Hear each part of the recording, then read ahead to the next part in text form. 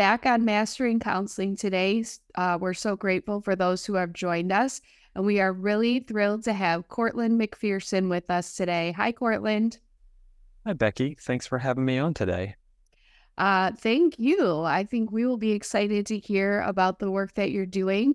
Courtland is the owner of the practice Little Red Telescope Psychotherapy, and he is a psychotherapist out on the West Coast, but possibly beyond there. Thanks so much for joining us. And whenever, as I told you, there's a creative name for a practice, I love to start there. So tell us about where you got this fun name. Yeah, so with the name Little Red Telescope, I think there's two parts to this, right? And I think this, as we talk further into our discussion today, we'll get probably into some deeper parts.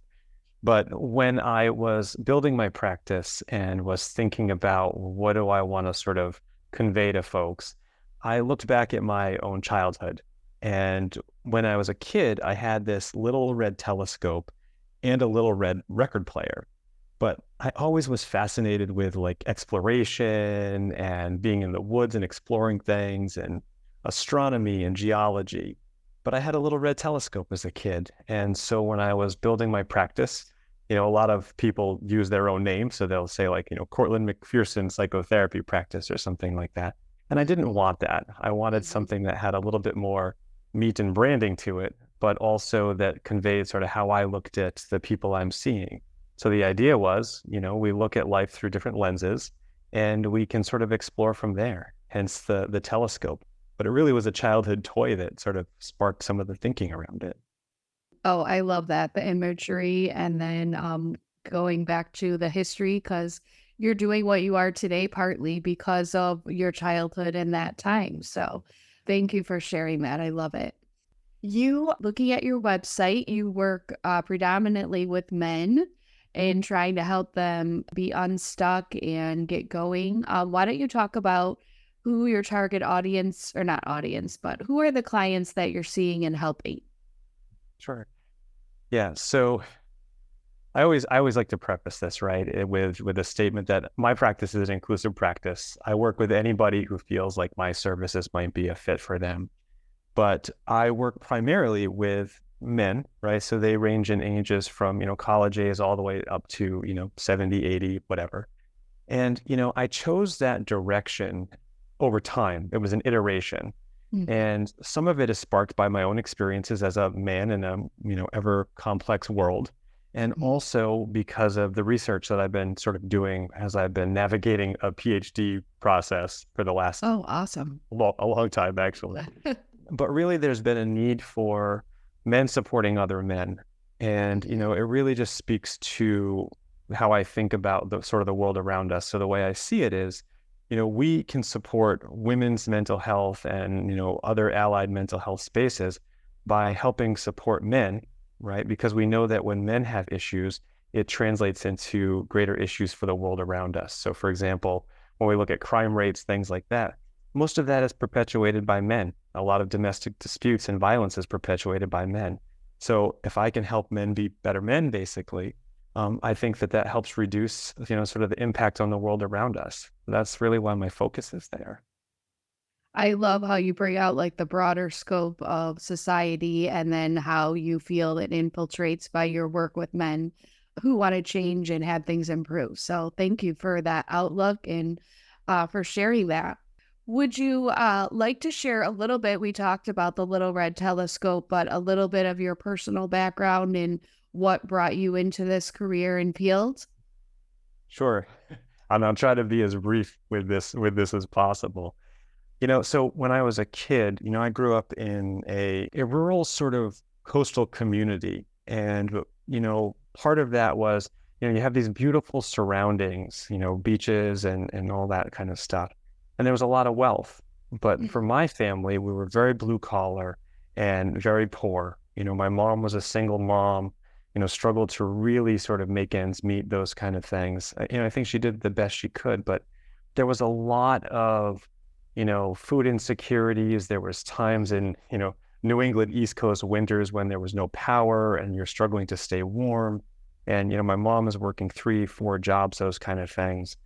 And it really made me think a lot about stuff, as a kid. And then as I got older, I got into high school and things like that. And there was just a lot of struggles. I lost a friend when I was in my teens to a drunk driving accident. And that sort of spiraled my own mental wellness down a not so great path. Yeah. And, I got into this space where I was, struggling with depression, those kind of things. And, I didn't think there was a future for myself. And so I had some really great counselors along the way who sort of sparked some interest and ideas. And so that led to some of it. And I also should say in there, I was a high school dropout. After my friend passed away, school was just not really a great thing for me. Yeah. And basically what happened from there is, dropped out of high school, tried to find my own path, and then decided to go back to school, got into college in a bachelor's program. And I had a psychology professor. And I just distinctly remember being so interested in exploring the mind and things like that, that it led me down sort of a path, and there's other things along the way as I got into my master's program when I was about 29 or so.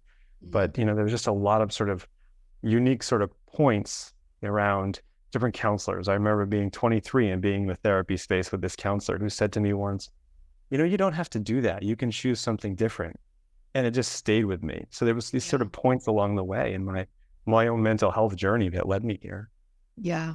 That's so special. I don't know that that's the best word, but that you shared with us how you went through some pretty significant struggles to now having an advanced degree after wanting to leave high school, as losing a friend at that time would be such a crucial and tough experience. So thank you for being transparent about that and giving possibly someone listening some kind of hope of, if they're in a really dark place, that they can come out of it with the help of counselors and therapists. So thank you for sharing that. I know you said it was kind of an iteration, the practice you're running now, over time. So let's kind of talk about the history of how you landed in the niche that you're in, and who you were working with originally and all of that. Yeah. So well, I guess the good part about this is I'll start back a little bit, that what led me into private practice. So, when I got my master's degree in clinical social work, I started in child welfare, right? So that was about 2009-ish or so. I was doing my internship and that kind of stuff. And, there was just a need for a male therapist or a male provider to work with boys. So I started working with boys in the child welfare system. And then when I sort of moved up a year, we'll say, I then went into college mental health, and I got this pretty amazing, internship at this college mental health space, and they needed a male therapist. And so I got to work with all these young college men who were struggling for their first time in college, things like that. And so that sort of started the trajectory. I then go on to move to Boston, right? And I am now licensed, and I go to work for this community mental health clinic in a pretty impoverished, pretty struggling area right outside of Boston. And I get there, and guess what?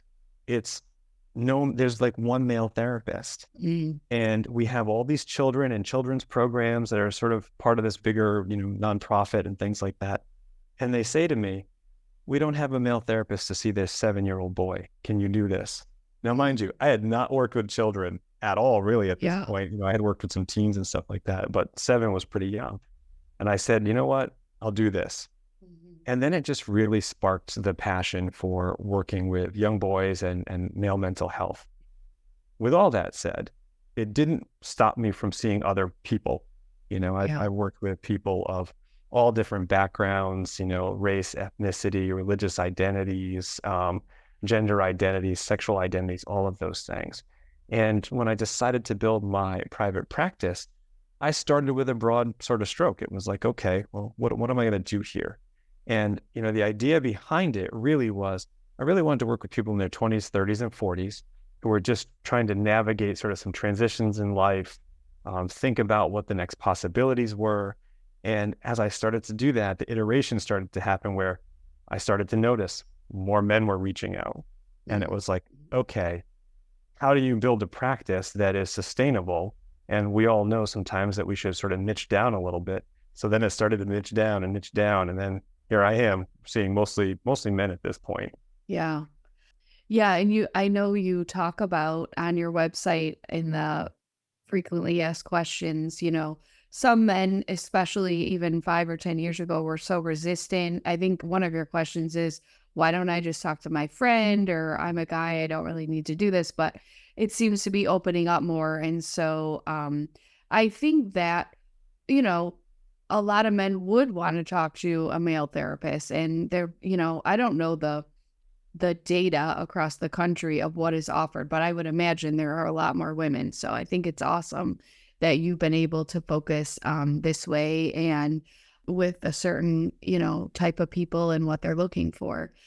Do you help men with kind of all sorts of issues? Is that a little bit broader still? Or are you focusing mainly on transitions? Like, would you do like addiction help or trauma, or is it how broad or specific are you at this point? Yeah, it's an interesting question because I think one thing can lead to another. So if I were to really say sort of what my bigger picture focus is, I work with a lot of men who struggle with anxiety and depression, right? I think anxiety and depression go hand in hand. You don't really have one without the other. And then for those two things, I think in particular, just because it's the population I serve, but for men, when you have those things, we have a lot more addiction, right? And then there's a sense of being lost when you have some levels of addiction. And we know that with addiction, we need more connection, right? Because the opposite of addiction is connection. Not my words. I heard that somewhere. And, so what I get to do is I try to take an overall holistic approach to the wellness of the men that I see, which is we're looking at, well, are you struggling with depression? Are you struggling with anxiety? And then we ask the question, why? And then we look at that and we say, well, are you taking care of yourself? Are you using substances to mitigate the symptoms of anxiety and depression? And then what do we do with that? And then we try to look at the bigger picture and the overall wellness to support men and sort of find ways to manage all of that. Gotcha. Yeah, definitely a journey. And they could initially come to you with, anxiety. And then it turns out there are some things possibly they kept more hidden that are coming out. And the whole approach is super key for sure. So thanks for clarifying that. What are some of the current trends in counseling as far as on your end of helping people that you're using with your clients that you're seeing a lot of success with? When you say current trends, can you tell me a little bit more and help me clarify the question? Oh, sure. Yeah, I did make it really clear. Got it. What are some of the like resources or types of therapy that you're providing that you've seen success with your clients? Is that better? That's Okay. better. Yeah. So I think that, the reason why I asked for clarification, because I think that's an interesting question. We have a lot of modalities that exist, right? There's something like over 400 modalities of therapy now, right? So we're talking about things which the common one is cognitive behavioral, so CBT. And, I do use some of those things, but I in particular am a psychodynamically and psychoanalytically trained psychotherapist. What that really means is that I try to really dig under the surface with people. So with CBT, we might be looking at automatic thoughts and stuff that comes up on a surface. But what I've noticed, and when we're talking about trends, is we can do those things, right? So we can use sort of a 10-step process for cognitive behavioral work, and that can work in the short term. But I always want to push and nudge people into some depth psychotherapies and psychology-based things, because when we do that, we're talking about longer term healing. And we use them both in conjunction, right? So what we can do is we can look at things like, people's attachment history, and we can look at their, family of origin histories and the stories that come and their trauma histories and things like that. And then when we start to dive into that story a little bit further, we start to uncover a lot of things. And in psychodynamic work, we start to look at the patterns, and then how do those things that we're just talking about, attachment, those kind of things, impact those patterns, and then shift us. And then we try to break some of those patterns. So from a trend perspective, we've moved from this old model of, say, like Freudian analytic things, and we know that that wasn't so great, right? We know the history of some of that. We have to acknowledge where it started. But then we started to look at sort of these psychiatry practices and just medicating things. And then we started to move into these sort of cognitive behavioral short-term treatments. And I think we have to come back to some of the depth therapies because we need to get a little bit deeper with people. The world has gotten more complicated and their issues are complicated. So we get to dive further into that. And what I'm noticing, so this is just sort of the trend piece of this too, is people might start with a model of like cognitive behavioral therapy, and then they realize they need a little bit more. And then they come back to a place of depth, I think. That was a great explanation. And of course, with every client, it'll be very unique, but that was a great way to understand your work that you're doing. We also love to talk on here kind of like about the behind the scenes and business side of the therapy that people are getting. So just talk about maybe your practice makeup a little bit. Do you have admin support, scheduling, any of that? Are you handling it all? Or are there any types of apps or tools that you really appreciate at this point? It's me. I am doing it all. All And, right. so I think the reason why that is, and I can only speak for myself, I have a small practice and a smaller caseload. And, so I see about 20 people per week, right, in a 5-day span, but I do that over 3 clinic days or clinical hours, I call them, in sort of a space of like a Monday, a Tuesday, and then a Thursday. And then I have my administrative days. What I love about how things have changed, right, is that we now have some really good electronic medical record and health platform systems, right? I'm not going to name them because people have different opinions about them, but I use a specific one that I actually like that has all the integrated pieces into it, right? It's got my billing system inside of it. It's got the telehealth platform so I can do video telehealth. It's got the scheduling component in it. And, we'll just say pre-pandemic, they sort of existed, but they've just gotten better with time. So from a tools perspective, I think things have actually gotten easier to manage a practice. Prior to the pandemic, I was doing, a lot of, paper-based scheduling and those kind of things. And with Yeah. the new EHRs that have come out, it's just gotten so much better. Yeah. And, now we're moving in a place of maybe some AI systems to take notes and things like that. I haven't got there yet. I still like to write my notes, but that's Okay. something for me more than anything else. So Yeah. No, that's awesome that you're doing all of it and really utilizing the resource that can cover all those parts. And we have all different kinds of people on the podcast, huge practices to people running everything on their own to some people having a few assistants. So I love hearing the perspective of what works with people. Like some people love doing all of that and knowing every little detail of their whole practice. So I commend you for that for sure. You mentioned AI and that you're not letting it write your notes. You want to write your own notes. Are you using it in any other fashion yet in your practice? I am not.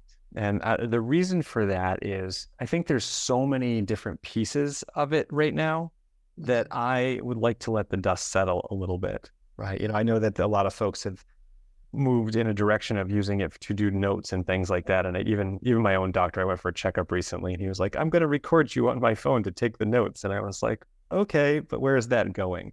And I Yeah. know some of them are HIPAA compliant and all that stuff, but I just am not quite there yet. And again, I think what happens sometimes is, at least in my experience in doing this for the last 15 years, is something new and shiny comes out and we jump on it, right? Mhm. And it's not necessarily a bad thing. We need people to test these things and see what it looks like. But I tend to move a little bit slower in some of that stuff. And, I want to see what it all sort of looks like before I dive in. And then, we all get to do our own research and see what works for us. Right. I appreciate in talking to you that you definitely enjoy the process of things, observing, which is very refreshing in this very fast-paced world of get everything done, do a lot, and just the reflection in time that you're willing to have patience, with the way things can be done. So I really like that.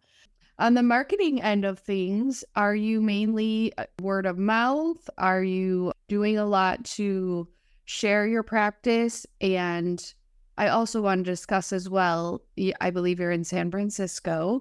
Are you mainly working in that area or branching out a little more? I could probably do some more marketing. However, one of the things that I discovered, I talked about sort of the process when I first started the practice.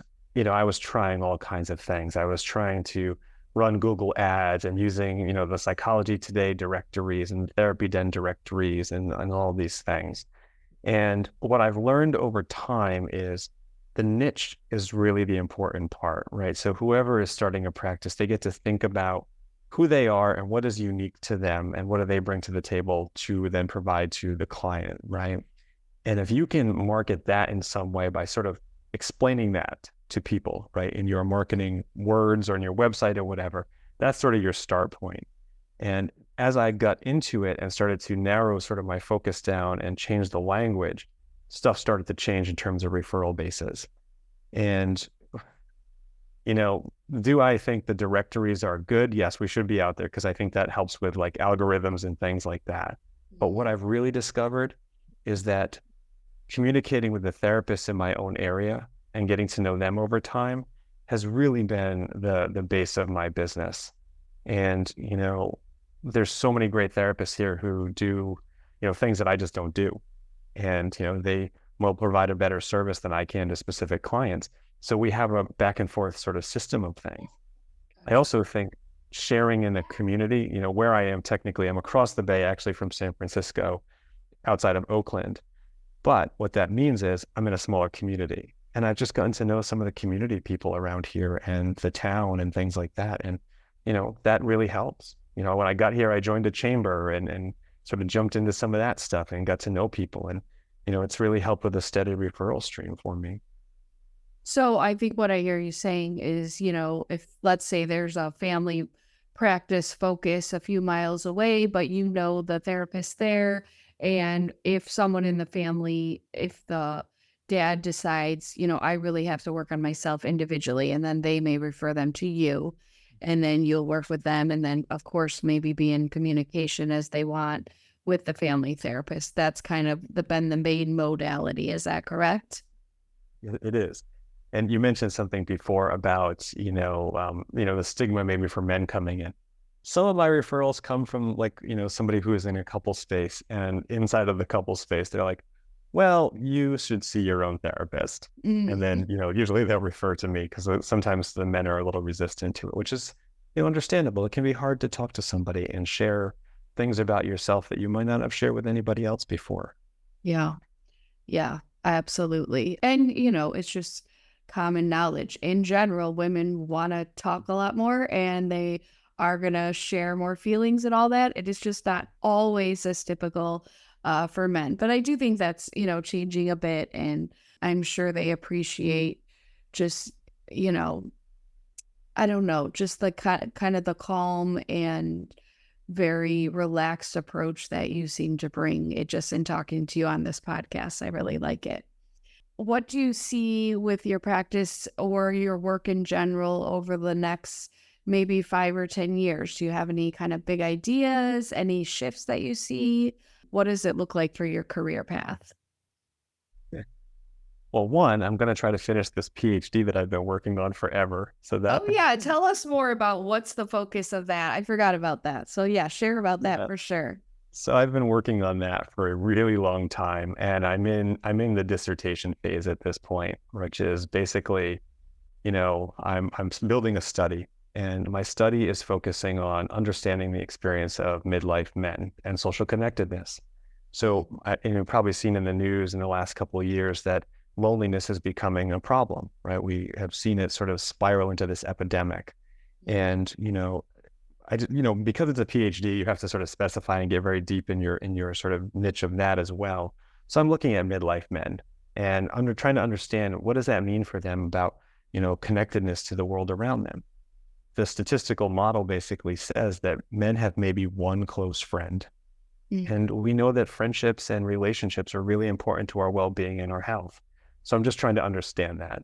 So as you asked about what my sort of trajectory forward is, well, one is to finish that. So I'm working on that. And then, I'd love to continue to build on my work with that research to then help figure out for men, how do we have a more integrative model of wellness, right? We need to find ways to help men connect. We need to find ways to help men, treat their bodies and their minds a little bit better. And I'd like to do more of that work and see where that takes me. I envision myself staying in private practice. I really enjoy that flexibility and the ability to make my own schedule and choose the clients that am the best fit for. And by doing that, I can provide the best care for people. So Right. those are sort of the ways I see things. And who knows? I have a project in the works right now with some much younger guys who are in college who they reached out to me recently. They're looking to build a young men's coaching model that is not Mm. focused necessarily on therapy, but it's going to be probably app-based and things like that.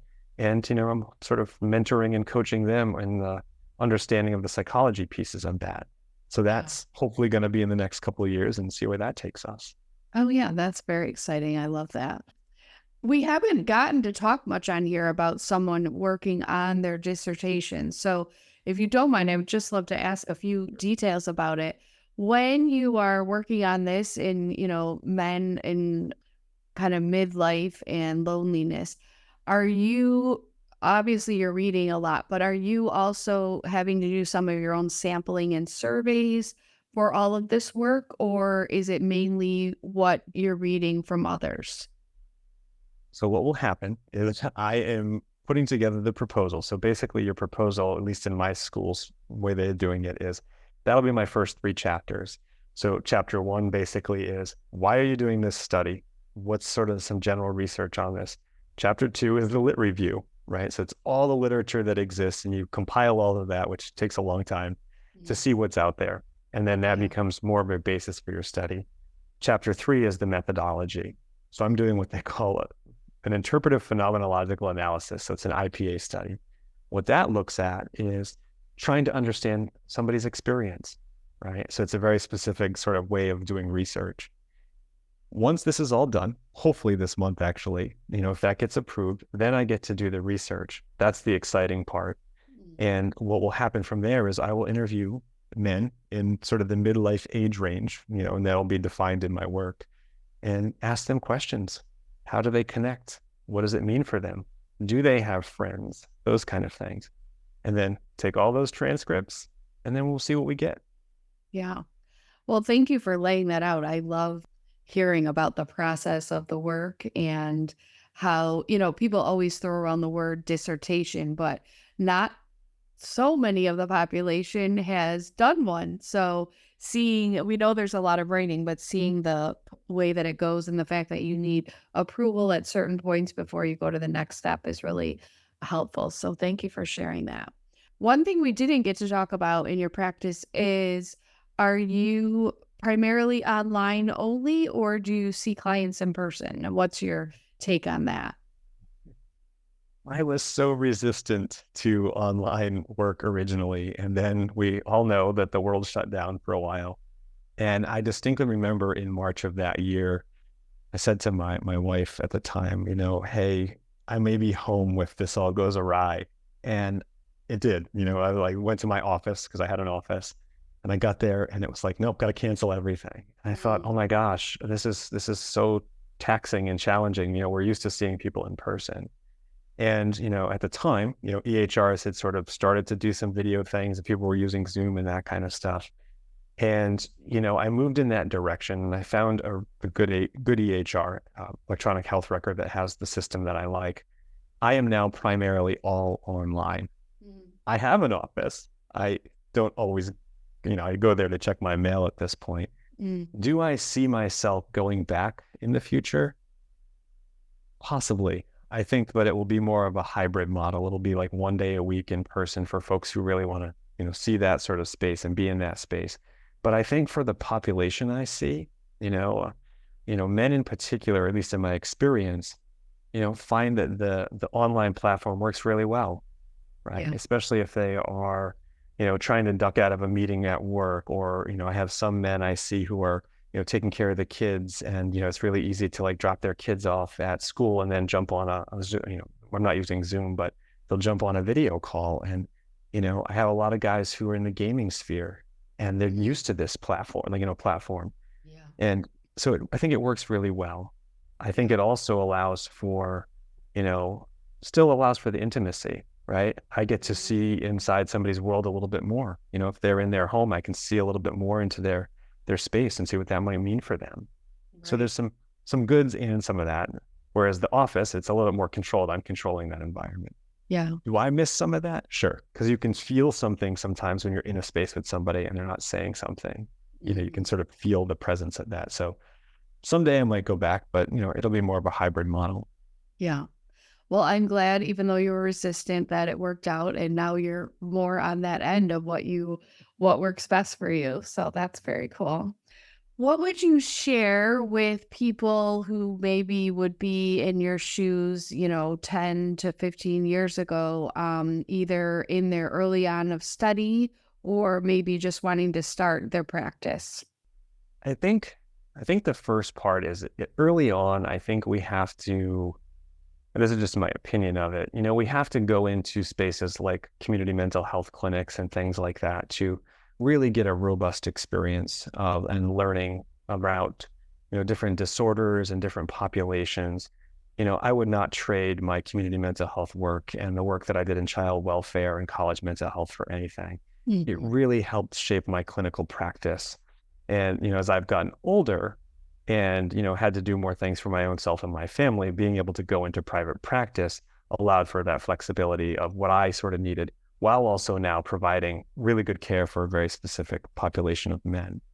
And I think that as I were to say to somebody now starting a practice, I think the number one thing that really set me up for success was I sat down before I started my practice and I thought about all the different intricacies, and I wrote a business plan, and I tried to think about what is it that my practice needs and what is it that I need, and put Yeah. those two things together.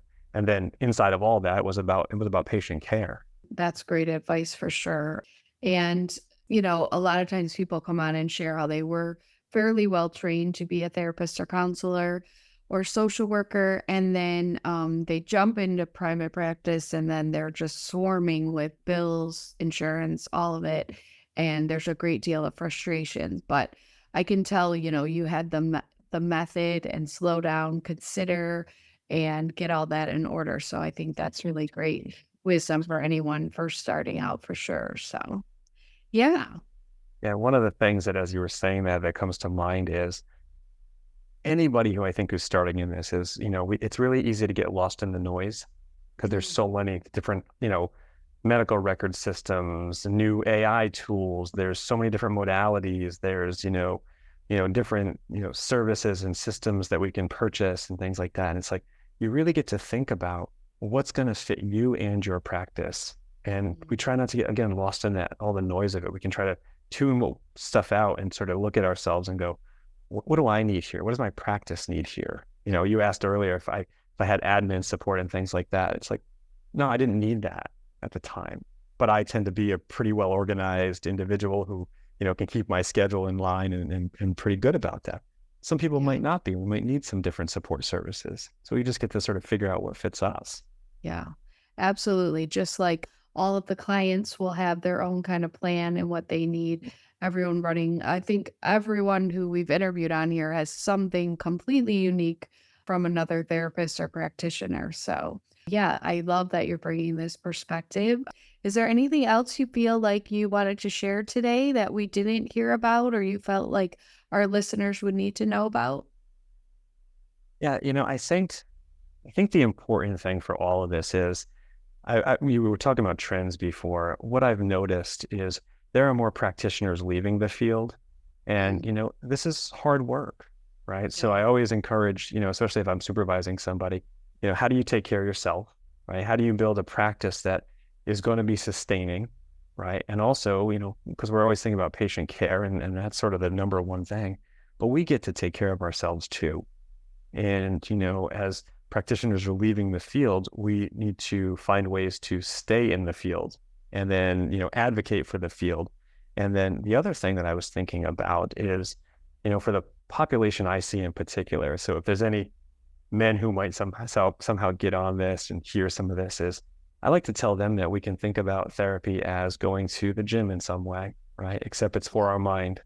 Just because you're having an issue doesn't mean that therapy from the stigma perspective is bad. It means that we get to exercise in it. And by Yeah. doing that, right, we build our capacity up. We build up our, ability to regulate ourselves differently. And we do that if we were just going to the gym or something, right? We're just trying to strengthen ourselves so that we can function better in the world around us because it's complicated. Yeah. No, that's a great comparison to the gym for sure. And I did love that you shared earlier, this may not be your schedule every week, but you said a lot of the time it's seeing clients Monday, Tuesday, Thursday, and then you built in plenty of time Wednesday, Friday for all the behind the scenes things. Because I think it's easily lost. And there are many therapists and counselors taking in, 6 to 8 clients a day. And then I don't know, I guess they're doing their admin work unless they hired someone at 9 p.m. And it's just overwhelming and not sustainable for the long haul for sure. So I think it's a really great schedule that you've built. And thanks for bringing that out. So, Scheduling is important. I was listening to a podcast not that long ago, and the therapist, her name is Katie Vernoy, and they have a really great podcast. But she said that she doesn't schedule people at 3 p.m. really anymore. This is what I remember anyway. And she likes to take a nappuccino. And I oh, thought to myself, what a great thing. And I yeah. no longer schedule people at 3 p.m. Yeah. on any of my clinic days because there's like a lull in my energy and I'm not at my best in that moment. So, Yeah. scheduling is really important. Yeah.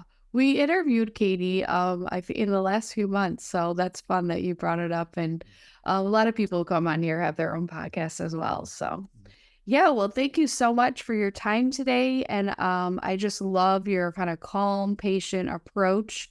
And we just appreciate you giving us your wisdom. Yeah, I was happy to be here and I do appreciate the conversation because, I think there needs to be more talk about mental health and how we can support each other as practitioners, but also that then leads itself to, higher outcomes and better patient care by talking about all this stuff. So I appreciate being here. Yes. Well, thank you so much, Courtland. To our listeners on Mastering Counseling, thank you for being involved today, for tuning in. We'd love to hear from you on your thoughts, questions that you have, or ideas for the future. Hope you have a wonderful day. Tuning off for now.